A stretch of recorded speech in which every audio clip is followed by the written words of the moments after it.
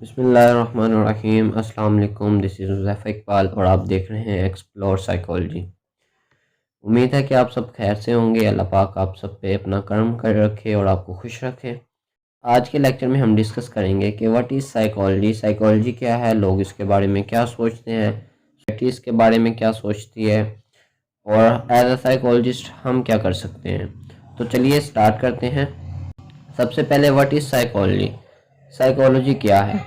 Psychology is the scientific study of mind and behaviour.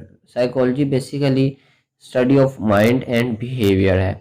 अब scientifically इसलिए क्योंकि इसमें एक फिक्स पैटर्न होता है।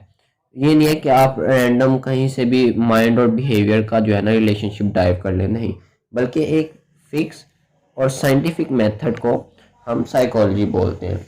अब डिफरेंट सिचुएशन में हमारे डिफरेंट बिहेवियर होते हैं। फॉर एग्जांपल जब हम खुशी होते हैं तो हम जंप करते हैं, हम खुशी का इजहार जंप के ज़रिए करते हैं। जब हम गुस्सा होते हैं तो हम क्या करते हैं, हम चीज़ों को हिट करते हैं। तो ये हमारा बिहेवियर है। जब हम सैड होते हैं हम अलोन हो जाते हैं, हम एक साइड पे हो जाते हैं, हम लोगों को अवॉइड करते हैं। तो अवॉइड करना बेसिकली ये बिहेवियर है। तो साइकोलॉजी में हम ये देखते हैं कि इंसान का और एनिमल का बिहेवियर किस तरह है, इंसान कैसे बिहेव करता है और एक जानवर कैसे बिहेव करता है। तो बेसिकली साइकोलॉजी में हम बिहेवियर को, माइंड को डिस्कस करते हैं। नेक्स्ट है लोग इसके बारे में क्या ख्याल रखते हैं, लोगों के नज़दीक साइकोलॉजी क्या है। अब पहले ऐसे होता था कि लोग जो थे वो साइकोलॉजिस्ट को कहते थे कि ये तो खुद ही पागल है, लिहाजा इनसे क्या अपना इलाज करवाना। वो बिल्कुल डिनाइड थे, वो साइकोलॉजी को नहीं मानते थे। लेकिन उसके बाद फिर आहिस्ता आहिस्ता ये टैबू कम हुआ, लोग अवेयर हुए, लोग एजुकेट हुए, तो अब किसी हद तक ये टैबू कम हो गया है।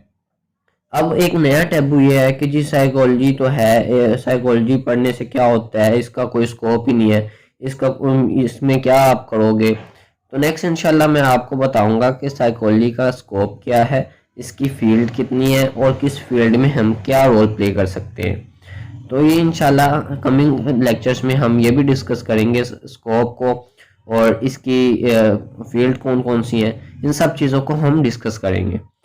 थर्ड है प्रिवेंट फ्रॉम इश्यूज।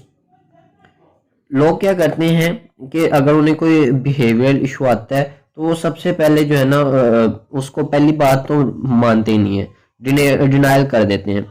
अगर कोई मान ले कि हाँ थोड़ा बहुत उसे इस तरह बिहेवियर का इशू आ रहा है तो वो क्या करता है कि वो जाता है, वो बाबे के पास चला जाता है, उससे दम करवा लेता है। नो डाउट स्पिरिचुअल साइकोलॉजी भी एक साइकोलॉजी की फील्ड है, एक ब्रांच है, वो भी हम नेक्स्ट डिस्कस करेंगे कि इसमें क्या होता है।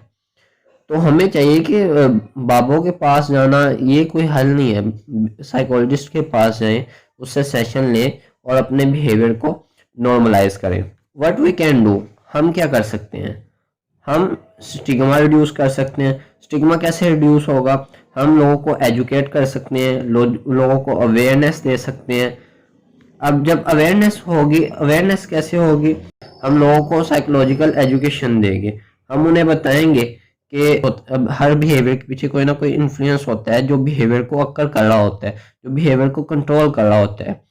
तो अवेयरनेस से, साइकोलॉजिकल एजुकेशन से स्टिग्मा रिड्यूस होगा। और एक और बहुत बड़ा फैक्टर ये है, एचईसी को चाहिए कि वो साइकोलॉजी के कोर्सेज इंक्लूड करे।